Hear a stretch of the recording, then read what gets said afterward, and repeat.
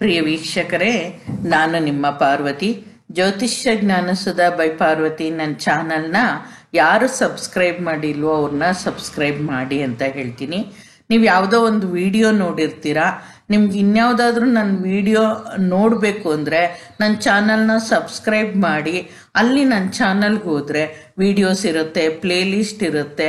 ನೀವು ಅದರಲ್ಲಿ ಪ್ಲೇಲಿಸ್ಟಲ್ಲಿ 27 ನಕ್ಷತ್ರ, 12 ಲಗ್ನ, 9 ಪ್ಲ್ಯಾನೆಟ್ಸು ಮತ್ತು 12 ಭಾವಗಳದು, ಲಗ್ನ ಭಾವದಿಂದ 12 ಭಾವದ ತನಕ, ಮತ್ತು ಪಂಚಮಹಾಪುರುಷ ಯೋಗ, ಈ ಥರ ಎಲ್ಲ ಪ್ಲೇಲಿಸ್ಟಲ್ಲಿ ಹೋದರೆ ನಿಮಗೆ ಆಯಾ ಸಬ್ಜೆಕ್ಟ್ಗೆ ಸಂಬಂಧಪಟ್ಟಿದ್ದು ವಿಡಿಯೋಸು ಸಿಕ್ಕುತ್ತೆ ಅಂತ ಹೇಳ್ತೀನಿ. ಆದ್ದರಿಂದ ನನ್ನ ಚಾನಲ್ನ ಸಬ್ಸ್ಕ್ರೈಬ್ ಮಾಡಿದ್ರೆ ನಿಮಗೆ ಯಾವುದು ವಿಡಿಯೋಸ್ ಬೇಕಾದ್ರೆ ಸರ್ಚ್ ಮಾಡ್ಕೊಳೋದಕ್ಕೆ ಈಸಿ ಆಗುತ್ತೆ ಅಂತ ಹೇಳ್ತೀನಿ. ಇವತ್ತಿನ ವಿಷಯ ಬಂದ್ಬಿಟ್ಟು ನೀಚಭಂಗ ಯೋಗ. ನಿಮಗೆ ಫಸ್ಟು ನೀಚಭಂಗ ಯೋಗಕ್ಕಿಂತ ಮುಂಚೆ ನೀಚ ಗ್ರಹ ಅಂದರೆ ಏನು, ಅದಕ್ಕೆ ಯಾವ ರೀತಿ ಗ್ರಹ ನೀಚ ಆಗಿದ್ರೆ ಪರಿಹಾರ ಮಾಡ್ಕೊಳೋದು ಅಂತ ಲಾಸ್ಟ್ ವಿಡಿಯೋದಲ್ಲಿ ಕೊಟ್ಟಿದ್ದೀನಿ. ಇವತ್ತು ನೀಚಭಂಗ ಯೋಗ ಅಂದರೆ ಗ್ರಹಗಳಿಗೆ ಉಂಟಾಗಿರುವ ನೀಚತ್ವ ರದ್ದಾಗೋದು, ಅಂದರೆ ಕ್ಯಾನ್ಸಲ್ ಆಗುತ್ತೆ. ನೀಚತ್ವ ಉಂಟಾಗಿರುತ್ತೆ ಗ್ರಹಕ್ಕೆ, ಆ ನೀಚತ್ವ ಯಾವ ರೀತಿ ಕ್ಯಾನ್ಸಲ್ ಆಗುತ್ತೆ ಅನ್ನೋದನ್ನು ಇವತ್ತಿನ ವಿಡಿಯೋದಲ್ಲಿ ಎಕ್ಸ್ಪ್ಲೈನ್ ಮಾಡ್ತೀನಿ. ನಿಮ್ಮ ಜಾತಕಗಳಲ್ಲಿ ಯಾವುದಾದ್ರೂ ಗ್ರಹ ನೀಚ ಆಗಿದ್ರೆ ಅದು ನೀಚತ್ವ ಹೇಗೆ ಕ್ಯಾನ್ಸಲ್ ಆಗುತ್ತೆ ಅನ್ನೋದು ಚೆಕ್ ಮಾಡ್ಕೊಳ್ಳಿ. ಏನಂದರೆ ನೀಚತ್ವ, ಒಂದು ಗ್ರಹ ನೀಚ ಆದಾಗ ಏನಾಗುತ್ತೆ, ಗ್ರಹಗಳದ್ದು ಭಾವಫಲ ಆಗಲಿ, ಆ ಗ್ರಹದ ಕಾರಕತ್ವ ಆಗಲಿ, ಅದರಲ್ಲಿ ಕೊರತೆ ಉಂಟಾಗುತ್ತೆ, ನ್ಯೂನ್ಯತೆ ಉಂಟಾಗುತ್ತೆ. ಆ ನೀಚತ್ವ ಕ್ಯಾನ್ಸಲ್ ಆದಾಗ, ಆ ನೀಚತ್ವ ಕ್ಯಾನ್ಸಲ್ ಆಗಿರೋದ್ರಿಂದ ಏನಾಗುತ್ತೆ, ಅದಕ್ಕೆ ಗ್ರಹಕ್ಕೆ ಮತ್ತೆ ಬಲ ಬಂದಂಗೆ. ಯಾವ ಕಂಡೀಷನಲ್ಲಿ ನೀಚತ್ವ ಕ್ಯಾನ್ಸಲ್ ಆಗುತ್ತೆ ನೋಡೋಣ. ನೋಡಿ, ನೀಚಭಂಗ ಯೋಗದ ಲಕ್ಷಣಗಳು. ಫಸ್ಟ್, ಗ್ರಹ ನೀಚ ಆಗಿದ್ರೆ ಅದು ಹೆಂಗೆ ಭಂಗ ಅಂದರೆ ಕ್ಯಾನ್ಸಲ್ ಆಗುತ್ತೆ ಅನ್ನೋದು ನೋಡೋಣ. ಒಂದು ಗ್ರಹವು ನೀಚನಾದಾಗ ಆ ರಾಶಿಯ ಅಧಿಪತಿಯು ಲಗ್ನದಿಂದ ಅಥವಾ ಚಂದ್ರನಿಂದ ಕೇಂದ್ರದಲ್ಲಿ ಸ್ಥಿತನಿದ್ದಲ್ಲಿ ನೀಚಭಂಗ ಯೋಗ ಉಂಟಾಗುತ್ತದೆ. ಅಂದರೆ ಯಾವುದೇ ಒಂದು ಗ್ರಹ ನೀಚ ಆದಾಗ ಆ ರಾಶಿಯ ಅಧಿಪತಿ ಯಾವ ರಾಶಿಯಲ್ಲಿ ನೀಚನಾಗಿರ್ತಾನೋ ಆ ರಾಶಿಯ ಅಧಿಪತಿ, ಇವಾಗ ಶನಿ ನೋಡ್ಕೊಳ್ಳಿ, ಮೇಷದಲ್ಲಿ ನೀಚ ಆಗ್ತಾನೆ, ಅದರ ಅಧಿಪತಿ ಯಾರು, ಕುಜ ಫಾರ್ ಎಕ್ಸಾಂಪಲ್ ಕೊಟ್ಟಿರೋದು. ಲಗ್ನದಿಂದ ಆದರೂ ಆಗಲಿ ಚಂದ್ರನಿಂದ ಆಗಲಿ ಕೇಂದ್ರದಲ್ಲಿ ಇರಬೇಕು. ಲಗ್ನ ಅಥವಾ ಚಂದ್ರನಿಂದ ಕೇಂದ್ರದಲ್ಲಿ ಅಂದರೆ ಕೇಂದ್ರಗಳು ಯಾವುದು, 1, 4, 7, 10. ಚಂದ್ರನಿಂದ ಲಗ್ನದಿಂದ 1, 4, 7, 10ರಲ್ಲಿದ್ದರೆ ಅವಾಗ ಏನಾಗುತ್ತೆ, ಆ ಗ್ರಹಕ್ಕೆ ನೀಚ ಭಂಗ ಆಗುತ್ತೆ. ನೆಕ್ಸ್ಟ್ ಪಾಯಿಂಟು, ನೀಚ ಗ್ರಹವು ವರ್ಗೋತ್ತಮನಾಗಿ ಲಗ್ನದಿಂದ ಅಥವಾ ಚಂದ್ರನಿಂದ ಕೇಂದ್ರದಲ್ಲಿ ಸ್ಥಿತನಿದ್ದಲ್ಲಿ ನೀಚಭಂಗ ಯೋಗ ಉಂಟಾಗುತ್ತದೆ. ಇನ್ನೊಂದ್ಸತಿ ಯಾವ ಕ್ಯಾನ್ಸಲ್ ಆಗುತ್ತೆ, ನೀಚ ಗ್ರಹ ವರ್ಗೋತ್ತಮ. ವರ್ಗೋತ್ತಮ ಅಂದರೆ ಏನು, ರಾಶಿಯಲ್ಲೂ ನವಾಂಶದಲ್ಲೂ ಒಂದೇ, ಎಲ್ಲಿ ಕೂತಿರ್ತಾನೋ ಅದೇ ರಾಶಿಯಲ್ಲಿ. ಇವಾಗ ಯಾವುದೋ ಶನಿ ಇದೆ ಹೇಳಿದೆ, ಶನಿ ಮೇಷರಾಶಿಯಲ್ಲಿ ಇರ್ತಾನೆ, ನವಾಂಶದಲ್ಲೂ ಮೇಷರಾಶಿಯಲ್ಲೇ ಇದ್ದರೆ ಅದನ್ನು ವರ್ಗೋತ್ತಮ ಅಂತ ಹೇಳ್ತೀವಿ. ಆ ವರ್ಗೋತ್ತಮನಾಗಿದ್ದು ಲಗ್ನದಿಂದ ಅಥವಾ ಚಂದ್ರನಿಂದ ಕೇಂದ್ರದಲ್ಲಿ ಇದ್ದರೆ ಏನಾಗುತ್ತೆ, ನಾನು ಹೇಳಿದೆ ಕೇಂದ್ರ ಅಂದರೆ 1, 4, 7, 10, ಆವಾಗ ನೀಚಭಂಗ ಯೋಗ, ಅದಕ್ಕೆ ನೀಚತ್ವ ಉಂಟಾಗಿರೋದು ಕ್ಯಾನ್ಸಲ್ ಆಗುತ್ತೆ. ನೆಕ್ಸ್ಟ್ ಪಾಯಿಂಟು, ಒಂದು ಗ್ರಹವು ರಾಶಿಯಲ್ಲಿ ನೀಚನಾಗಿ ನವಾಂಶದಲ್ಲಿ ಉಚ್ಚನಾಗಿ ಲಗ್ನದಿಂದ ಅಥವಾ ಚಂದ್ರನಿಂದ ಕೇಂದ್ರದಲ್ಲಿ ಸ್ಥಿತನಿದ್ದಲ್ಲಿ ನೀಚಭಂಗ ಯೋಗ ಉಂಟಾಗುತ್ತದೆ. ಯಾವುದಾದ್ರೂ ಇನ್ನೊಂದು ಗ್ರಹ ಹೇಳೋಣ. ಇವಾಗ ಚಂದ್ರ ಬಂದ್ಬಿಟ್ಟು ಏನಾಗ್ತಾನೆ, ವೃಶ್ಚಿಕ ರಾಶಿಯಲ್ಲಿ ನೀಚ ಆಗ್ತಾನೆ, ನವಾಂಶದಲ್ಲಿ ಅದು ವೃಷಭದಲ್ಲಿದ್ದರೆ ಹುಚ್ಚ ಆಯಿತು ಅಂತ ಹೇಳ್ಬಿಟ್ಟು ಆ ಗ್ರಹ ಏನಾಗುತ್ತೆ, ಚಂದ್ರ ಅಥವಾ ಲಗ್ನದಿಂದ ಕೇಂದ್ರದಲ್ಲಿ ಇರಬೇಕು. ನೀಚವಾಗಿರುವ ಗ್ರಹ ಲಗ್ನದಿಂದ ಅಥವಾ ಚಂದ್ರನಿಂದ ಕೇಂದ್ರದಲ್ಲಿ ಇದ್ದು ಚಂದ್ರನಿಗೆ ತಾನೇ ಅವನೇ ಸ್ವತಃ ಆಗ್ತಾನೆ, ಆದ್ದರಿಂದ ಲಗ್ನದಿಂದ ನೋಡ್ಬೋದು. ಅವಾಗ ನವಾಂಶದಲ್ಲಿ ಹುಚ್ಚನಾಗಿದ್ದರೆ ಏನಾಗ್ತಾನೆ ಅಂದರೆ ನೀಚಭಂಗ ಯೋಗ ಉಂಟಾಗುತ್ತದೆ, ನೀಚತ್ವ ಕ್ಯಾನ್ಸಲ್ ಆಗುತ್ತೆ ಅಂತ ಹೇಳ್ಬೋದು. ಇನ್ನೊಂದು, ನೀಚ ಗ್ರಹದ ಉಚ್ಚ ರಾಶಿಯ ಅಧಿಪತಿಯು ಲಗ್ನದಿಂದ ಅಥವಾ ಚಂದ್ರನಿಂದ ಕೇಂದ್ರದಲ್ಲಿ ಸ್ಥಿತನಿದ್ದಲ್ಲಿ ನೀಚಭಂಗ ಯೋಗ ಉಂಟಾಗುತ್ತದೆ. ಒಂದು ಗ್ರಹ ನೀಚ ಗ್ರಹದ್ದು ಉಚ್ಚರಾಶಿ ಅಧಿಪತಿ ಅಂದ್ರೆ ಇವಾಗ ಚಂದ್ರನ್ಗೆ ಹೇಳಿದೆ, ಅದ್ರದ್ದು ಉಚ್ಚರಾಶಿ ಅಧಿಪತಿ ಯಾರು? ಶುಕ್ರ. ವೃಷಭ ರಾಶಿಯಲ್ಲಿ ಚಂದ್ರ ಉಚ್ಚನಾಗ್ತಾನೆ, ಅದರ ಅಧಿಪತಿ ಶುಕ್ರ. ಅವನೇನಾಗ್ತಾನೆ ಲಗ್ನದಿಂದ ಅಥವಾ ಚಂದ್ರನಿಂದ ಕೇಂದ್ರದಲ್ಲಿರಬೇಕು. ಸ್ವಲ್ಪ ಕಷ್ಟ ಆಗುತ್ತೆ, ಬೇಸಿಕ್ ಗೊತ್ತಿರೋರಿಗೆ ಇದು ಅರ್ಥ ಆಗುತ್ತೆ. ನೀಚ ಗ್ರಹದ ಉಚ್ಚ ರಾಶಿಯಾಧಿಪತಿ, ನೀಚ ಗ್ರಹ ಚಂದ್ರ ಇವಾಗ ನೀಚನಾಗಿದ್ದಾನೆ ಅನ್ಕೊಳ್ಳಿ, ಅದು ಹುಚ್ಚಾಗೋದು ವೃಷಭ ರಾಶಿಯಲ್ಲಿ. ಅದರ ಅಧಿಪತಿ ಶುಕ್ರ ಏನಾಗಬೇಕು? ಲಗ್ನದಿಂದ ಅಥವಾ ಚಂದ್ರನಿಂದ ಕೇಂದ್ರದಲ್ಲಿದ್ರೆ ಆವಾಗ ನೀಚತ್ವ ಕ್ಯಾನ್ಸಲ್ ಆಗುತ್ತೆ. ನೆಕ್ಸ್ಟ್ ಪಾಯಿಂಟ್, ನೀಚ ಗ್ರಹವು ಲಗ್ನದಿಂದ ಅಥವಾ ಚಂದ್ರನಿಂದ ಕೇಂದ್ರದಲ್ಲಿ ಸ್ಥಿತನಿದ್ದಲ್ಲಿ ನೀಚಭಂಗ ಯೋಗ ಉಂಟಾಗುತ್ತೆ. ಅಂದ್ರೆ ಯಾವುದೋ ಒಂದು ಗ್ರಹ ನೀಚ ಆಗಿರ್ತಾನೆ, ಆ ಗ್ರಹ ಚಂದ್ರನಿಂದ ಆಗ್ಲಿ ಲಗ್ನದಿಂದ ಆಗ್ಲಿ ಕೇಂದ್ರದಲ್ಲಿರಬೇಕು. ಫಾರ್ ಎಕ್ಸಾಂಪಲ್ ಇವಾಗ ರವಿನ ತಗೊಳ್ಳಿ, ರವಿ ನೀಚ ಆಗ್ತಾನೆ ತುಲಾ ರಾಶಿಯಲ್ಲಿ. ಅವನು ಇವಾಗ ಕಟಕ ಲಗ್ನಕ್ಕೆ ತುಲಾ ರಾಶಿಯಲ್ಲಿ ರವಿ ನೀಚ ಆದ್ರೂ, ತುಲಾ ಲಗ್ನಕ್ಕೆ ರವಿ ನೀಚ ಆದ್ರೂ ಏನಾಗುತ್ತೆ? ಅದು ಕೇಂದ್ರದಲ್ಲಿರುತ್ತೆ. ಸೊ ಅದರದ್ದು ನೀಚತ್ವ ಕ್ಯಾನ್ಸಲ್ ಆಯ್ತು ಅಂತ. ಕೆಲವೊಬ್ರು ಇದನ್ನೇ ನೀಚಭಂಗ ರಾಜಯೋಗ ಅಂತಾರೆ, ಅದ್ರದ್ದು ಸ್ವಲ್ಪ ಬೇರೆ ಇದೆ. ಮತ್ತೆ ಕೆಲವೊಬ್ರು ಏನ್ ಹೇಳ್ತಾರೆ ಅಂದ್ರೆ ಲಗ್ನದಿಂದ ಚಂದ್ರನಿಂದ ಕೇಂದ್ರದಲ್ಲಿ ಮಸ್ಟ್ ಅಂಡ್ ಶುಡ್ ಇರಲೇಬೇಕು ಅಂತ ಏನಿಲ್ಲ ಅಂತಾರೆ. ನೋಡಿ, ಆದಷ್ಟು ನೋಡಿ, ವರ್ಗೋತ್ತಮ ಆಗಿದ್ರೆ ಸಾಕು, ನವಾಂಶದಲ್ಲಿ ಉಚ್ಚನಾಗಿದ್ರೆ ಸಾಕು, ಈ ಥರದ್ದೆಲ್ಲ ಹೇಳೋರು ಇರ್ತಾರೆ ಕೆಲವೊಬ್ರದ್ದು. ಆದರೆ ಕರೆಕ್ಟಾಗಿ ಇದು ಅಂದರೆ ಈ ರೀತಿ ಇದ್ದಾಗ ಇದೊಂದು 6 ಪಾಯಿಂಟ್ಗಳು ನಾವು ಕಟ್ಕೊಳ್ಳಿ, ಆವಾಗ ಗ್ರಹ ನೀಚ ಭಂಗ ಆಗುತ್ತೆ, ನೀಚತ್ವ ಕ್ಯಾನ್ಸಲ್ ಹೋಗಿ ಆ ಗ್ರಹಕ್ಕೆ ಶಕ್ತಿ ತುಂಬುತ್ತೆ ಅಂತ ಹೇಳ್ಬೋದು. ನೆಕ್ಸ್ಟ್ ನೋಡೋಣ, ನೀಚಭಂಗ ಯೋಗದ ಸಾರಾಂಶ. ನೀಚಭಂಗ ಯೋಗ ಅಂದ್ರೆ ಏನು, ಅದಕ್ಕೆ ಯಾಕೆ ನಾವು ಅದರಿಂದ ಏನ್ ಫಲ ಸಿಕ್ಕುತ್ತೆ ಅನ್ನೋದನ್ನ ಇದ್ರ ಸಾರಾಂಶ ಕೊಟ್ಟಿದ್ದೀನಿ. ಒಂದು ಗ್ರಹವು ನೀಚನಾದಾಗ ತನ್ನ ಕಾರಕತ್ವ ಮತ್ತು ಭಾವಫಲವು ದುರ್ಬಲ ಅಥವಾ ನಕಾರಾತ್ಮಕ ಆಗಿರುತ್ತದೆ. ಆ ಗ್ರಹಕ್ಕೆ ನೀಚಭಂಗ ಉಂಟಾದಾಗ ಕಾರಕತ್ವಕ್ಕಾಗಲಿ ಭಾವಫಲಕ್ಕಾಗಲಿ ಕೊರತೆ ಉಂಟಾಗುವುದಿಲ್ಲ. ಇದರಿಂದ ಆ ಗ್ರಹದ ಋಣಾತ್ಮಕ ಗುಣಗಳು ಜಾತಕರಿಗೆ ತಗುಲುವುದಿಲ್ಲ. ಹೇಳಿದ್ನಲ್ಲ, ಮುಂಚೆನೂ ಹೇಳಿದ್ದೆ ಸ್ಟಾರ್ಟಿಂಗ್ ಇಂಟ್ರೊಡಕ್ಷನ್ ಕೊಡಬೇಕಾದ್ರೆ, ಗ್ರಹ ನೀಚ ಆದಾಗ ಕಾರಕತ್ವ ಮತ್ತೆ ಭಾವಫಲ ದುರ್ಬಲ, ನಕಾರಾತ್ಮಕ ಅಂದ್ರೆ ನೆಗೆಟಿವ್ ಎನರ್ಜಿಯಿಂದ ಕೂಡಿರುತ್ತೆ. ಯಾವಾಗ ಗ್ರಹಕ್ಕೆ ನೀಚಭಂಗ ಉಂಟಾಗುತ್ತೋ ಕಾರಕತ್ವಕ್ಕೂ ತೊಂದರೆ ಆಗಲ್ಲ, ಭಾವಫಲಕ್ಕೂ ತೊಂದರೆ ಆಗಲ್ಲ. ಭಾವಫಲ ಅಂದ್ರೆ ಏನು ಅಂದ್ರೆ, ಯಾವುದೋ ಒಂದು ಲಗ್ನ ತಗೊಳ್ಳೋಣ, ಇವಾಗ ಬುಧ ಅದು ಮಿಥುನ ಲಗ್ನದಲ್ಲಿ ಇದ್ದಾನೆ ಅನ್ಕೊಳ್ಳಿ. ಮಿಥುನ ಲಗ್ನಕ್ಕೆ ಬುಧ ಏನಾಗ್ತಾನೆ? 1-4ನೇ ಮನೆ ಅಧಿಪತಿ ಆಗ್ತಾನೆ. ಅವನೇನಾದ್ರೂ ಮೀನ ರಾಶಿಯಲ್ಲಿದ್ರೆ ನೀಚ ಆಗ್ತಾನೆ. ಅದಕ್ಕೇನಾದ್ರೂ ನೀಚ ಭಂಗ ಉಂಟಾದಾಗ ಅದರ ನೆಗೆಟಿವ್ ಗುಣಗಳು ಕಾಣಿಸೋದಿಲ್ಲ.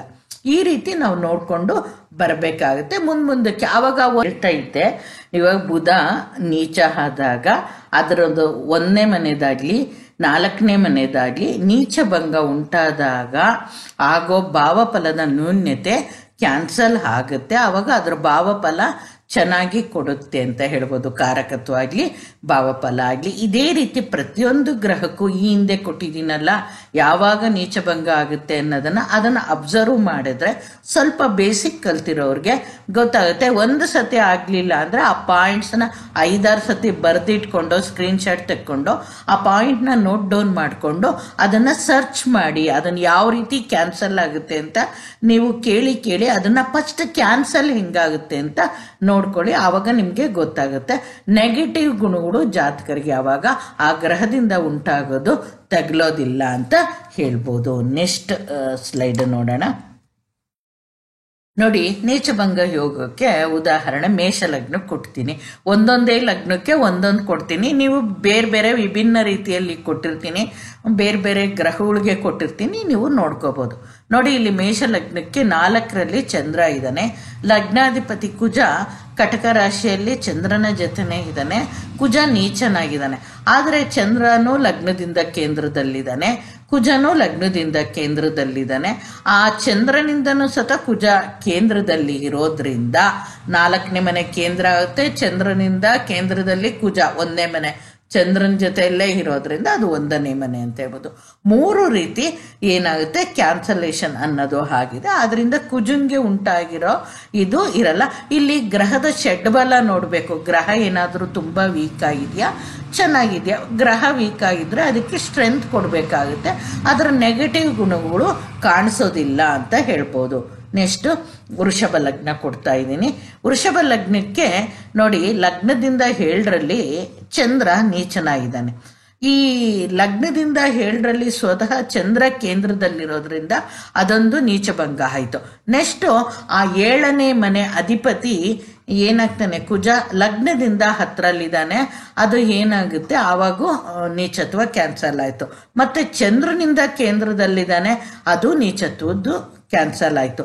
ಮತ್ತೆ ಕುಜ ಎಲ್ಲಿ ಹುಚ್ಚ ಆಗ್ತಾನೆ, ಮಕರ ರಾಶಿಯಲ್ಲಿ ಹುಚ್ಚ ಆಗ್ತಾನೆ. ಅದರ ಅಧಿಪತಿ ಸತ ಶನಿ ಏನಾಗಿದ್ದಾನೆ, ಕೇಂದ್ರದಲ್ಲಿದ್ದಾನೆ. ಇಲ್ಲಿ 3-4 ವಿಧದಲ್ಲಿ ಚಂದ್ರನಿಗೆ ನೀಚಭಂಗ ಯೋಗ ಉಂಟಾಗಿದೆ. ನೆಕ್ಸ್ಟ್ ನೋಡೋಣ ಮಿಥುನ ಲಗ್ನ. ಇಲ್ಲಿ ಲಗ್ನದಿಂದ 4ರಲ್ಲಿ ಶನಿ, ಲಗ್ನದಿಂದ 8ರಲ್ಲಿ ಗುರು ಕೂತಿದ್ದಾನೆ. ನೋಡಿ, ಲಗ್ನದಿಂದ 7ನೇ ಮನೆ ಅಧಿಪತಿ ಶನಿ, ಗುರು 8ರಲ್ಲಿ ಇದ್ದಾನೆ. ಗುರು ನವಾಂಶದಲ್ಲಿ ವರ್ಗೋತ್ತಮನಾಗಿದ್ದಾನೆ. ವರ್ಗೋತ್ತಮ ನಾನು ನವಾಂಶ ಕುಂಡ್ಲಿ ಕೊಟ್ಟಿಲ್ಲ, ಅದರಿಂದ ನೋಟ್ ಮಾಡಿದ್ದೀನಿ ತಿಳ್ಕೊಳ್ಳಿ ಅಂತ ಹೇಳ್ಬಿಟ್ಟು. ನವಾಂಶದಲ್ಲಿ ವರ್ಗೋತ್ತಮ, ಒಂದು ವರ್ಗೋತ್ತಮ ಆಗಿರೋದ್ರಿಂದ ನೀಚಭಂಗ ಕ್ಯಾನ್ಸಲ್ ಆಯಿತು. ಇನ್ನೊಂದು ಈ ಮಕರ ರಾಶಿಯ ಅಧಿಪತಿ ಶನಿ, ಆ ರಾಶಿಯ ಅಧಿಪತಿ ಶನಿ ಏನಾಗಿದ್ದಾನೆ, ಲಗ್ನದಿಂದ 4ರಲ್ಲಿ ಕೇಂದ್ರದಲ್ಲಿದ್ದು ನೀಚಭಂಗ ಕ್ಯಾನ್ಸಲ್ ಆಯಿತು ಅಂತ ಹೇಳ್ಬೋದು. ನೆಕ್ಸ್ಟ್ ಕಟಕ ಲಗ್ನ. ಇಲ್ಲಿ ನೋಡಿ, ಕಟಕ ಲಗ್ನಕ್ಕೆ 4ರಲ್ಲಿ ರವಿ ಕೂತಿದ್ದಾನೆ. ಇಲ್ಲಿ ರವಿ 4ರಲ್ಲಿ ಇದ್ದು ಲಗ್ನದಿಂದ ಕೇಂದ್ರದಲ್ಲಿ ರವಿ ಸ್ವತಃ ಇದ್ದಾನೆ. ಇಲ್ಲಿ ತುಲಾ ರಾಶಿಯಲ್ಲಿ ಉಚ್ಚನಾಗುವಂತಹ ಅಧಿಪತಿ ಲಗ್ನದಿಂದ ಚಂದ್ರನಿಂದ 2ರಿಂದನೂ ಶನಿ ಕೇಂದ್ರದಲ್ಲಿದ್ದಾನೆ. ಅದು ತುಲಾ ರಾಶಿಯಲ್ಲಿ ಉಚ್ಚನಾಗ್ತಾನೆ. ಮತ್ತೆ ರವಿ ಚಂದ್ರನಿಂದನೂ ಕೇಂದ್ರದಲ್ಲಿದ್ದಾನೆ, ಲಗ್ನದಿಂದಲೂ ಕೇಂದ್ರದಲ್ಲಿದ್ದಾನೆ. ಶನಿನೂ ಅಷ್ಟೇ, ಲಗ್ನದಿಂದ ಕೇಂದ್ರದಲ್ಲಿದ್ದಾನೆ, ಚಂದ್ರನಿಂದ ಕೇಂದ್ರದಲ್ಲಿ. ಇಲ್ಲಿ ರವಿಗೆ 2-3 ರೀತಿಯಲ್ಲಿ ಏನಾಗುತ್ತೆ, ಅದಕ್ಕೆ ನೀಚಭಂಗ ಉಂಟಾಗಿದೆ. ಈ ರೀತಿ ನೀವು ಅನಲೈಸ್ ಮಾಡಿ. ಒಂದು ವೇಳೆ ಇವ್ಯಾವುದು ಚಂದ್ರ ಇಲ್ಲಿರಲಿಲ್ಲ ಅನ್ಕೊಳ್ಳಿ, ರವಿ ಇಲ್ಲಿದ್ದ, ಶನಿ ಇಲ್ಲಿದ್ದ ಅನ್ಕೊಳ್ಳಿ. ರವಿ ಒಬ್ಬನೇ ಸ್ವತಃ ಲಗ್ನದಿಂದ ಕೇಂದ್ರದಲ್ಲಿದ್ದರೂ ನೀಚಭಂಗ ಆಗೋದು. ಶನಿ ಅದರ ರಾಶಿಯ ಉಚ್ಚನಾಗುವ ಅಧಿಪತಿ, ತುಲಾ ರಾಶಿಯಲ್ಲಿ ಶನಿ ಉಚ್ಚನಾಗುವುದರಿಂದ ಅವನು ಲಗ್ನದಿಂದ ಕೇಂದ್ರದಲ್ಲಿರೋದ್ರಿಂದ ಏನಾಯಿತು, ರವಿಗೆ ನೀಚಭಂಗ ಯೋಗ ಉಂಟಾಯಿತು. ಮತ್ತೆ ಆ ಶನಿ ಏನು ಮಾಡ್ತಾನೆ, ಆ ರವಿನ ನೋಡ್ತಾನೆ ಸತ. ನೆಕ್ಸ್ಟ್ ನೋಡೋಣ ಸಿಂಹ ಲಗ್ನ. ಇಲ್ಲಿ ಲಗ್ನದಿಂದ ಏನಾಗ್ತಾನೆ, 8ರಲ್ಲಿ ಬುಧ ನೀಚ ಆಗಿದ್ದಾನೆ. ಮತ್ತೆ ಲಗ್ನದಿಂದ 12ರಲ್ಲಿ ಕುಜ ನೀಚನಾಗಿದ್ದಾನೆ. ಇವಾಗ ಇದಕ್ಕೆ ನೋಡ್ಕೊಂಬರೋಣ. ಬುಧ ನೀಚ ಆಗಿದ್ದಾನೆ. ಬುಧ ಇರೋದು ಮೀನರಾಶಿಯಲ್ಲಿ. ಮೀನರಾಶಿಯ ಅಧಿಪತಿ ಗುರು ಏನಾಗಿದ್ದಾನೆ, ಲಗ್ನದಿಂದ ಕೇಂದ್ರದಲ್ಲಿದ್ದಾನೆ. ಮತ್ತೆ ಆ ಗುರು ಬುಧನನ್ನ ನೋಡ್ತಾ ಇದ್ದಾನೆ. ಅಲ್ಲಿಗೆ ಏನಾಯಿತು, ಬುಧನಿಗೆ ನೀಚತ್ವ ಕ್ಯಾನ್ಸಲ್ ಆಯಿತು. ಮತ್ತೆ ಏನಾಗ್ತಾನೆ, ಕುಜ ಕಟಕ ರಾಶಿಯಲ್ಲಿ 12ನೇ ಮನೆಯಲ್ಲಿದ್ದಾನೆ. ಆ ರಾಶಿಯಾಧಿಪತಿ ಚಂದ್ರ ಏನಾಗಿದ್ದಾನೆ, 6ನೇ ಮನೆಯಲ್ಲಿ ಕೂತಿದ್ದಾನೆ, ಲಗ್ನದಿಂದ ಕೇಂದ್ರದಲ್ಲಿಲ್ಲ. ಆದರೆ ಕುಜ ಇದನ್ನಲ್ಲ, ಅವನು ಚಂದ್ರನಿಂದ ಕೇಂದ್ರದಲ್ಲಿದ್ದಾನೆ. ಸ್ವತಃ ಕುಜ ಚಂದ್ರನಿಂದ ಕೇಂದ್ರದಲ್ಲಿದ್ದಾನೆ. ಅದು ಮತ್ತೆ ಇಲ್ಲಿ ಉಚ್ಚನಾಗ್ತಾನಲ್ಲ, ಕಟಕ ರಾಶಿಯಲ್ಲಿ ಉಚ್ಚನಾಗುವ ಗ್ರಹ ಗುರು, ಅವನೇನಾಗಿದ್ದಾನೆ, ಲಗ್ನದಿಂದ ಕೇಂದ್ರದಲ್ಲಿದ್ದಾನೆ. ಈ ಗುರು ಒಬ್ಬನೇ ಏನ್ ಮಾಡ್ತಿದ್ದಾನೆ, ಬುಧನಿಗೂ ನೀಚಭಂಗ ಮಾಡ್ತು, ಕುಜನಿಗೂ ನೀಚಭಂಗ ಮಾಡ್ತು. ಯಾಕಂದ್ರೆ ಈ ರಾಶಿಯ ಅಧಿಪತಿ, ಮೀನ ರಾಶಿಯ ಅಧಿಪತಿ ಗುರು ಲಗ್ನದಿಂದ ಕೇಂದ್ರದಲ್ಲಿದ್ದಾನೆ. ಇಲ್ಲಿ ಕುಜನಿಗೆ ಬಂದ್ಬಿಟ್ಟು ಈ ರಾಶಿಯ ಕಟಕ ರಾಶಿಯಲ್ಲಿ ಉಚ್ಚನಾಗುವ ಅಧಿಪತಿ ಗುರು ಲಗ್ನದಿಂದ ಕೇಂದ್ರದಲ್ಲಿದ್ದಾನೆ. ಗುರು ಒಬ್ಬನೇ ಸಾಕು ಇಬ್ರಿಗೂ ಏನು ನೀಚಭಂಗ ಯೋಗಕ್ಕೆ ಉಂಟು ಮಾಡೋದಕ್ಕೆ. ಮತ್ತಿನ್ನೊಂದು ಕುಜನಿಗೆ ಆಗಿರೋದು ಚಂದ್ರನಿಂದ ಕೇಂದ್ರದಲ್ಲಿ ಕುಜ ಇದ್ದಾನೆ, ಅದು ಒಂದು ಪಾಯಿಂಟ್. ಮತ್ತೆ ಗುರು ಏನ್ ಮಾಡ್ತಾನೆ, ಬುಧನ್ನು ನೋಡ್ತಾನೆ, ಕುಜನ್ನು ನೋಡ್ತಾನೆ. ಈ ತರ ನಾವು ಟೆಕ್ನಿಕಲ್ ಆಗಿ ಎಷ್ಟು ತರ ಪಾಯಿಂಟ್ಸ್ ಇದೆಯೋ ಆ ತರ ನಾನು ನಿಮ್ಗೆ ಹೇಳ್ತಾ ಬರ್ತಾ ಇದ್ದೀನಿ, ನೀವು ಕಲ್ತ್ಕೋಬಹುದು ಅಂತ ಹೇಳ್ತೀನಿ. ನೆಕ್ಸ್ಟ್ ಕನ್ಯಾ ಲಗ್ನ. ಇಲ್ಲಿ ನೀಚಭಂಗ ಯೋಗಕ್ಕೆ ಕನ್ಯಾ ಲಗ್ನದಲ್ಲಿ ಏನು ಕೊಟ್ಟಿದ್ದೀನಿ, ಲಗ್ನದಲ್ಲೇ ಶುಕ್ರ ಇದ್ದಾನೆ, ಶುಕ್ರ ನೀಚನಾಗಿದ್ದಾನೆ. ಇಲ್ಲಿ ನೋಡಿ, ಈ ಶುಕ್ರನ ರಾಶಿ ಇದೆಯಲ್ಲ, ಕನ್ಯಾ ರಾಶಿಗೆ ಅಧಿಪತಿ ಬುಧ, ಅವನೇನಾಗಿದ್ದಾನೆ, ಲಗ್ನದಿಂದ 10ರಲ್ಲಿ ಕೂತಿದ್ದಾನೆ ಬುಧ. ಆವಾಗ ಏನಾಯ್ತು, ಕೇಂದ್ರ ಆಯ್ತು, 10ನೇ ಮನೆಯದು ಕೇಂದ್ರ ಆಯ್ತು. ಆವಾಗ ಶುಕ್ರನಿಗೆ ನೀಚಭಂಗ ಆಯ್ತು. ಮತ್ತೆ ಶುಕ್ರ ಉಚ್ಚನಾಗೋದಲ್ಲಿ ಮೀನ ರಾಶಿಯಲ್ಲಿ, ಆ ಅಧಿಪತಿ ಎಲ್ಲಿದ್ದಾನೆ, ಗುರು, ಲಗ್ನದಿಂದ 7ರಲ್ಲಿ ಕೇಂದ್ರದಲ್ಲಿದ್ದಾನೆ, ಆ ಶುಕ್ರನ್ನ ನೋಡ್ತಾ ಇದ್ದಾನೆ. 2 ರೀತಿ ಕನ್ಯಾ ಲಗ್ನಕ್ಕೆ ನೀಚಭಂಗ ಯೋಗ ಉಂಟಾಗಿದೆ ಅಂತ ಹೇಳ್ಬೋದು. ನೋಡಿ, ತುಲಾ ಲಗ್ನ. ತುಲಾ ಲಗ್ನಕ್ಕೆ ಲಗ್ನದಲ್ಲಿ ರವಿ ನೀಚನಾಗಿದ್ದಾನೆ. ಇದಕ್ಕೆ ಯಾವ್ಯಾವ ಪಾಯಿಂಟಿಂದ ನೀಚಭಂಗ ಯೋಗ ಉಂಟಾಗಿದೆ ನೋಡೋಣ. ಇಲ್ಲಿ ಉಚ್ಚನಾಗುವ ಅಧಿಪತಿ ಶನಿ ಇದನಲ್ವಾ, ಅವನು ಲಗ್ನದಿಂದ ಕೇಂದ್ರದಲ್ಲಿ 4ನೇ ಮನೆಯಲ್ಲಿ ಇದ್ದಾನೆ. ಮತ್ತೆ ಇನ್ನೊಂದು ಏನಾಗುತ್ತೆ, ಈ ತುಲಾ ರಾಶಿಯ ಅಧಿಪತಿ ಶುಕ್ರ ಚಂದ್ರನಿಂದ ಕೇಂದ್ರದಲ್ಲಿದ್ದಾನೆ. ಇನ್ನ ಒಂದು ಪಾಯಿಂಟ್ ಏನಂದ್ರೆ, ಶುಕ್ರ ರವಿ ತಮ್ಮ ತಮ್ಮ ರಾಶಿಯನ್ನು ಬದಲಾಯಿಸ್ಕೊಂಡಿದ್ದಾರೆ. ಇವಾಗ ಏನಾಯ್ತು, 3 ಪಾಯಿಂಟು. ಶನಿ ಉಚ್ಚನಾಗುವ, ತುಲಾ ರಾಶಿಯಲ್ಲಿ ಉಚ್ಚನಾಗುವ ಅಧಿಪತಿ ಶನಿ ಲಗ್ನದಿಂದ ಕೇಂದ್ರದಲ್ಲಿದ್ದಾನೆ. ಆ ತುಲಾ ರಾಶಿಯ ಅಧಿಪತಿ ಶುಕ್ರ ಚಂದ್ರನಿಂದ ಕೇಂದ್ರದಲ್ಲಿದ್ದಾನೆ. ಇನ್ನೊಂದು ಪಾಯಿಂಟು, ಶುಕ್ರ ರವಿ ತಮ್ಮ ತಮ್ಮ ಮನೆಗಳನ್ನ ಬದಲಾಯಿಸ್ಕೊಂಡಿದ್ದಾರೆ. 3 ಪಾಯಿಂಟ್ಸ್ ಇಂದ ಏನಾಗುತ್ತೆ, ರವಿಗೆ ನೀಚಭಂಗ ಯೋಗ ಉಂಟಾಯ್ತು ಅಂತ ಹೇಳ್ಬೋದು. ಅದರದ್ದು ನೀಚ ತುದ್ದು ಫಲ ಸಿಗದೆ ಒಳ್ಳೇದಾಗುತ್ತೆ ಅಂತ ಹೇಳ್ಬೋದು. ನೆಕ್ಸ್ಟ್ ನೋಡೋಣ, ವೃಶ್ಚಿಕ ಲಗ್ನ. ಇಲ್ಲಿ ವೃಶ್ಚಿಕ ಲಗ್ನಕ್ಕೆ ನೋಡಿ, ಲಗ್ನದಲ್ಲೇ ಚಂದ್ರ ಕುಜ ಇದ್ದಾನೆ, 9ನೇ ಮನೆ ಅಧಿಪತಿ ಆಗ್ತಾನೆ ಚಂದ್ರ. ಇಲ್ಲಿ ಚಂದ್ರ ನೀಚ ಆಗ್ತಾನೆ. ನೀಚನಾದಾಗ ಏನಾಗುತ್ತೆ, ಅದರ ಫಲ ಹೊರಟೋಗುತ್ತೆ, ಭಾಗ್ಯ ಅನ್ನೋದು ಇರೋದಿಲ್ಲ ಅಂತ. ಆದ್ರೆ ಆ ರಾಶಿಯ ಅಧಿಪತಿ ಕುಜ ಅಲ್ಲೇ ಇರೋದ್ರಿಂದ ಏನಾಯ್ತು, ಚಂದ್ರಮಂಗಳ ಯೋಗನೂ ಉಂಟಾಯ್ತು, ಚಂದ್ರನಿಗೆ ನೀಚತ್ವನು ಕ್ಯಾನ್ಸಲ್ ಆಯ್ತು. ಇದು ತುಂಬಾ ಚೆನ್ನಾಗಿದೆ. ಮೋದಿಯವರ ಜಾತಕದಲ್ಲಿ ನೀವು ನೋಡ್ಬೋದು, ಚಂದ್ರ ಕುಜ ಈ ರೀತಿ ಇರೋದು ಅಂತ ಹೇಳ್ತೀನಿ. ಯಾವ ರೀತಿ ಕ್ಯಾನ್ಸಲ್ ಆಯ್ತು ಅನ್ನೋದಕ್ಕೆ ಒಂದು ಸಣ್ಣ ಎಕ್ಸಾಂಪಲ್, ಫೇಮಸ್ ಸೆಲೆಬ್ರಿಟೀಸ್ ಹೆಸರು ಹೇಳಿದ್ರೆ ನಿಮ್ಗೆ ಗೊತ್ತಾಗುತ್ತೆ ಅಂತ. ನೆಕ್ಸ್ಟ್ ಧನುರ್ ಲಗ್ನ. ನೋಡಿ, ಲಗ್ನದಿಂದ 4ರಲ್ಲಿ ಬುಧ ನೀಚನಾಗಿದ್ದಾನೆ. ಆ ರಾಶಿಯ ಅಧಿಪತಿ ಯಾರು, ಗುರು, ಮೀನ ರಾಶಿಯ ಅಧಿಪತಿ ಗುರು. ಅವನೇನಾಗಿದ್ದಾನೆ, ಚಂದ್ರನಿಂದ ಕೇಂದ್ರದಲ್ಲಿದ್ದಾನೆ.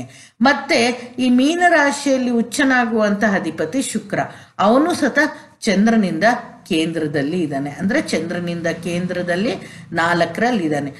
ಗುರು ಮತ್ತೆ ಶುಕ್ರ 2 ಚಂದ್ರನಿಂದ ಕೇಂದ್ರದಲ್ಲಿದ್ದು ಬುಧನಿಗೆ ನೀಚಭಂಗ ಯೋಗನ ಉಂಟಾಯಿತು. ಇಲ್ಲಿ ಧನುರ್ ಲಗ್ನಕ್ಕೆ ಬುಧ ನೀಚನಾಗಿರೋದು ಕ್ಯಾನ್ಸಲ್ ಆಗುತ್ತೆ.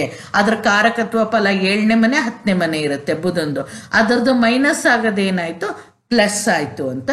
ಭಾವಫಲ ಆಗ್ಲಿ ಕಾರಕತ್ವದ ಫಲ ಆಗ್ಲಿ ಮೈನಸ್ ಆಗೋದ್ರಿಂದ ಮತ್ತೆ ಅದು ಪಾಸಿಟಿವ್ ಆಗಿ ಕನ್ವರ್ಟ್ ಆಗುತ್ತೆ ಅಂತ ಹೇಳ್ಬೋದು. ನೆಕ್ಸ್ಟ್ ನೋಡೋಣ, ಇಲ್ಲಿ ಮಕರ ಲಗ್ನ. ಮಕರ ಲಗ್ನಕ್ಕೆ ಲಗ್ನದಲ್ಲೇ ಗುರು ಇದ್ದಾನೆ, ಶನಿ ಇದ್ದಾನೆ, ಮತ್ತೆ 10ನೇ ಮನೆಯಲ್ಲಿ ಶುಕ್ರ ರವಿ ಇದ್ದಾನೆ. ನೋಡಿ, ಇಲ್ಲಿ 2 ಥರದ ಗ್ರಹಗಳು ನೀಚ ಇದಾವೆ. ಗುರು ಇಲ್ಲಿ ನೀಚ, ಆದರೆ ಶನಿ, ಮಕರ ರಾಶಿ ಅಧಿಪತಿ ಶನಿ ಅಲ್ಲೇ ಸ್ವಸ್ಥಾನದಲ್ಲೇ ಲಗ್ನದಿಂದ ಕೇಂದ್ರದಲ್ಲೇ ಇರೋದ್ರಿಂದ ನೀಚಭಂಗ ಉಂಟಾಯಿತು ಗುರುಗೆ ಅಂತ ಹೇಳ್ಬೋದು. ಮತ್ತೆ ಇಲ್ಲಿ ರವಿ ನೀಚ ಆಗಿದ್ದಾನೆ. ಆ ರಾಶಿಯ ಅಧಿಪತಿ ಶುಕ್ರ ಏನಾಗಿದ್ದಾನೆ, ತುಲಾದಲ್ಲೇ ಜೊತೆಯಲ್ಲೇ ಇರೋದ್ರಿಂದ ಶುಕ್ರನಿಂದ ರವಿಗೆ ನೀಚಭಂಗ ಯೋಗ ಉಂಟಾಯಿತು. ಮತ್ತೆ ಶನಿ ಏನ್ ಮಾಡ್ತಾನೆ, ಇಲ್ಲಿ ಉಚ್ಚನಾಗುವ ಅಧಿಪತಿ, ತುಲಾರಾಶಿಯಲ್ಲಿ ಉಚ್ಚನಾಗುವ ಅಧಿಪತಿ ಶನಿ ಸ್ವಸ್ಥಾನದಲ್ಲಿರೋದ್ರಿಂದ ಅಲ್ಲೂ ಸತ ನೀಚಭಂಗ ಉಂಟಾಯಿತು. ಮತ್ತೆ ಶನಿ ಏನ್ ಮಾಡ್ತಾನೆ, ರವಿಯನ್ನ ನೋಡ್ತಾನೆ. ಇದಿಷ್ಟು 2-3 ಕಾರಣಗಳಿಂದ ಇಲ್ಲೇನಾಗುತ್ತೆ, ರವಿಗೆ ಆಗ್ಲಿ ಗುರುಗೆ ಆಗ್ಲಿ ನೀಚತ್ವ ಕ್ಯಾನ್ಸಲ್ ಆಯ್ತು ಅಂತ ಹೇಳ್ಬೋದು. ಕುಂಭಲಗ್ನ. ಇಲ್ಲಿ ಕುಂಭಲಗ್ನಕ್ಕೆ ಲಗ್ನದಲ್ಲೇ ಕುಜ ಇದ್ದಾನೆ, ಶನಿ 3ನೇ ಮನೆಯಲ್ಲಿ ಇದ್ದಾನೆ. ಇಲ್ಲಿ ಏನು, ಈ ನೀಚದ ಅಧಿಪತಿ, ರಾಶಿಯ ಅಧಿಪತಿ ಯಾವುದು, ಮೇಷ ರಾಶಿಯ ಅಧಿಪತಿ ಕುಜ ಲಗ್ನದಿಂದ ಕೇಂದ್ರದಲ್ಲಿದ್ದಾನೆ. ಇನ್ನೊಂದು ಏನಾಗಿದ್ದಾನೆ, ಕುಜ ಶನಿ ಪರಸ್ಪರ ತಮ್ಮ ರಾಶಿಗಳ ಪರಿವರ್ತನೆ ಅಂದರೆ ಕುಜನ ಮನೆಯಲ್ಲಿ ಶನಿ ಇದ್ದಾನೆ, ಶನಿ ಮನೆಯಲ್ಲಿ ಕುಜ ಇರೋದ್ರಿಂದ ರಾಶಿ ಪರಿವರ್ತನೆ ಆಗಿರೋದ್ರಿಂದ 2 ಪಾಯಿಂಟಿಂದ ಶನಿಗೆ ನೀಚತ್ವ ಕ್ಯಾನ್ಸಲ್ ಆಯಿತು ಅಂತ ಹೇಳ್ಬೋದು. ನೆಕ್ಸ್ಟ್ ನೋಡೋಣ ಮೀನ ಲಗ್ನಕ್ಕೆ ಇದು ಲಗ್ನದಿಂದ 2ರಲ್ಲಿ ಶನಿ 11, 12ನೇ ಮನೆ ಅಧಿಪತಿಯಾದ ಶನಿ ನೀಚದಲ್ಲಿ ಇದ್ದಾನೆ. ಮತ್ತೆ ಶುಕ್ರ ಏನಾಗಿದ್ದಾನೆ, ನೀಚನಾಗಿ ಇದ್ದಾನೆ. ಇದಕ್ಕೆ ಏನು ನೀಚಭಂಗ ಯಾವ ರೀತಿ ಕ್ಯಾನ್ಸಲ್ ಆಯಿತು? ನಿಮ್ಗೆ ಇವಾಗ ಎಕ್ಸ್ಪರ್ಟ್ ಆಗಿರ್ತೀರ ನೋಡಿ. ಶುಕ್ರ ಉಚ್ಚನಾಗೋದು ಮೀನ್ ರಾಶಿಯಲ್ಲಿ, ಗುರು ಲಗ್ನದಿಂದ ಕೇಂದ್ರದಲ್ಲಿದೆ, ಶುಕ್ರನ್ನ ನೋಡ್ತಾ ಇದೆ. ಸೊ ಏನಾಯ್ತು, ನೀಚತ್ವ ಕ್ಯಾನ್ಸಲ್ ಆಯಿತು. ಮತ್ತೆ ಶನಿ ಆ ರಾಶಿಯಾಧಿಪತಿ ಯಾರು, ಕುಜ, ಅವನು ಲಗ್ನದಿಂದ ಕೇಂದ್ರದಲ್ಲಿದ್ದಾನೆ. ಸೊ ಶನಿಗೂ ನೀಚತ್ವ ಕ್ಯಾನ್ಸಲ್ ಆಯಿತು. ಈ ರೀತಿ ನೀವು ನೋಡ್ಕೊಂಡು ಬಂದಾಗ ವರ್ಗೋತ್ತಮನಿದಾನ, ನವಾಂಶದಲ್ಲಿ ಉಚ್ಚನಾಗಿದ್ದಾನ, ಆ ರಾಶಿಯಾಧಿಪತಿ ಕೇಂದ್ರದಲ್ಲಿದೆಯಾ, ಸ್ವತಃ ನೀಚನಾಗಿರುವ ಗ್ರಹ ಲಗ್ನದಿಂದ ಕೇಂದ್ರದಲ್ಲಿದ್ದಾನ, ಈ ಥರ ಎಲ್ಲ ನೋಡ್ಕೊಂಡು ಬಂದು ಚಂದ್ರನಿಂದ ಲಗ್ನದಿಂದ ಕೇಂದ್ರದಲ್ಲಿದ್ದಾನೆ, ಈ ಥರ ಎಲ್ಲ ನೋಡ್ಕೊಂಡು ಬಂದಾಗ ನಿಮಗೇನಾಗುತ್ತೆ, ಯಾವ ರೀತಿ ಅದಕ್ಕೆ ಇದಿದೆ, ಮತ್ತು ಇನ್ಯಾವ ರೀತಿ ಗ್ರಹ ಬಲ ವೀಕ್ ಇದ್ದರೆ ಅದಕ್ಕೆ ಯಾವ ರೀತಿ ಪುಷ್ಟಿ ತುಂಬಬೇಕು ಅನ್ನೋದನ್ನು ನೀವು ಕಲ್ತ್ಕೋಬೇಕಾಗುತ್ತೆ. ಇವಾಗ ಇಷ್ಟು ನೀಚಭಂಗ ಯೋಗದ್ದು ತಿಳಿಸಿದ್ದೀನಿ. ನೆಕ್ಸ್ಟ್ ಇನ್ನೊಂದು ವಿಡಿಯೋದಲ್ಲಿ ನೀಚಭಂಗ ರಾಜಯೋಗ, ಒಬ್ಬರು ತುಂಬ ಕಷ್ಟಪಟ್ಟು ಮೇಲ್ ಬರ್ತಾರೆ, ಯಾವ ರೀತಿ ಅವ್ರು ಇದ್ದಕ್ಕಿದ್ದಂಗೆ ಹೈಟ್ಸ್ಗೆ ಹೋಗ್ತಾರೆ ಅನ್ನೋದನ್ನು ನೆಕ್ಸ್ಟ್ ಮುಂದಿನ ವಿಡಿಯೋಗಳಲ್ಲಿ ತಿಳಿಸ್ತೀನಿ. ಈ ವಿಷಯದ ಬಗ್ಗೆ ನೀಚ ಭಂಗ ಯೋಗ ಅಂದರೆ ಏನು, ನೀಚ ಗ್ರಹ ಅಂದರೆ ಏನು, ನೀವು ನೀಚ ಗ್ರಹದ್ದು ನೋಡಿಲ್ಲ ಅಂದರೆ ನಂದು ಚಾನಲ್ ಸಬ್ಸ್ಕ್ರೈಬ್ ಮಾಡಿ, ಲಾಸ್ಟ್ ವಿಡಿಯೋನ ನೋಡಿ, ಕೊನೆ ತನಕ ನೋಡಿ, ಆವಾಗ ನಿಮಗೆ ಅರ್ಥ ಆಗುತ್ತೆ ಅಂತ ಹೇಳ್ತೀನಿ. ಇಷ್ಟು ಹೇಳ್ತಾ ಮುಂದಿನ ವಿಡಿಯೋದಲ್ಲಿ ಭೇಟಿಯಾಗೋಣ. ನಮಸ್ಕಾರ ವೀಕ್ಷಕರೇ.